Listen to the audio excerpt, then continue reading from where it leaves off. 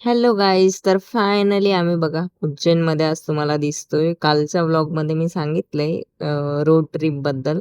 तर आज आम्ही मस्त रेडी वगैरे होऊन चाय नाश्ता करून निघालोय दर्शनाला. तर विचार तर केलेला सकाळ सकाळ जाऊया, पण काय जे ठरवतात ते कधी होतं का नाही ना. तसंच आमचं पण झालं. मग मस्त निवांत तयारी वगैरे केली. तरी 7:30ला आम्ही रूममधून बाहेर पडलो होतो. तर बघा व्ह्यू काय दिसतंय भारी मंदिर. इथे आल्या आल्या तर बापरे, हा व्ह्यू बघून तर मला असं वाटत होतं ना, की मी स्वप्नातच आहे. पण असो आज आपण सगळ्यात आधी दर्शन घेणार होतो महाकालेश्वर ज्योतिर्लिंगाचे.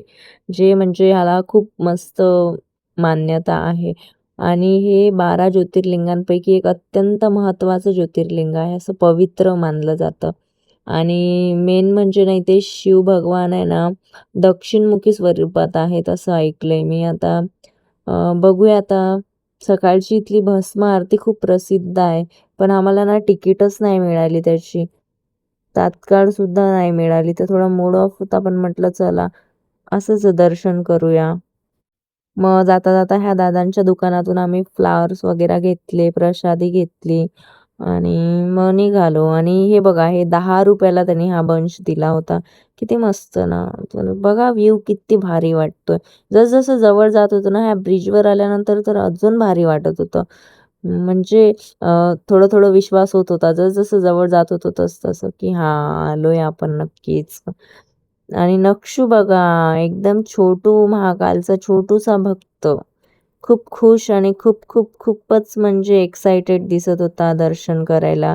मस्त कुर्ता-बिर्ता घालून माझा हिरो. मंदिराच्या तर आजूबाजूला बघा काय-काय बघायला होतं बरं का.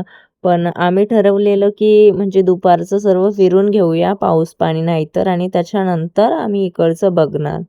पण काय ते पाऊसच आला त्यामुळे राहून गेलं आणि ह्या ब्रिजवर आम्ही म्हटलं फोटोज वगैरे क्लिक करून घेतात. तर पटापट सर्वांनी मस्त फोटोज क्लिक केले. छान-छान आठवणी आमच्या जमा झाल्यात, की आम्ही सर्व आलेलो असं. तर बघूया परत कधी बुलावा येतोय, सोबत येतोय की एक-एकटे जातात नेक्स्ट टाईम. तसं म्हणून आणि मग मस्त हे प्रसादी वगैरे घेऊन आम्ही निघालोय दर्शनाला. आतमधला व्ह्यू बघा किती छान आहे आणि व्यवस्था वगैरे खूप मस्त आहे. असं काही टेन्शन नाही आहे इथे. आणि फायनली हे 2-3 सेकंदाचंच दर्शन असतं बरं का, घाईघाईत. पण तरी तुम्हाला व्हिडिओ दाखवावा, दर्शन द्यावं त्यासाठी मी व्हिडिओ काढलाय.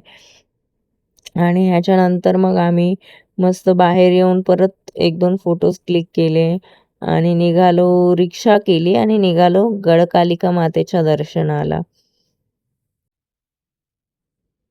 तर गडकालिका माता म्हणजे म्हणजे या देवीला सुद्धा खूप मान्यता आहे. हे मंदिर आहे ना कालीच्या उग्र आणि शक्तिशाली स्वरूपाला समर्पित आहे असं म्हणतात.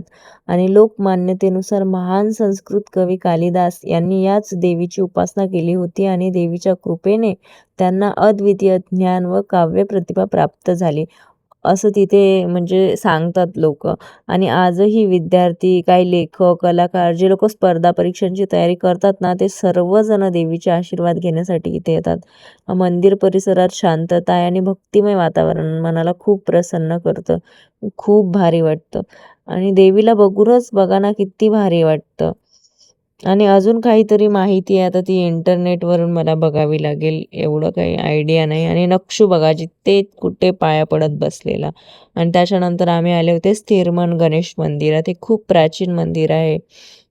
हे मंदिर आहे ना गडकालिका माता मंदिराच्या जवळच आहे आणि इथे ना बाप्पाला मोदक किंवा दुर्वा नाही देत, तर गुळाची डली अर्पण केली जाते किंवा नारळ असं ते असं म्हणतात, की या बाप्पांचं दर्शन घेतलं, की आपलं सुद्धा मन स्थिर होतं आणि बाहेरच्या साईडला बघा असं पूजा वगैरे आणि या मंदिरामध्येच छोटंसं संतोषी मातेचं मंदिर सुद्धा आहे.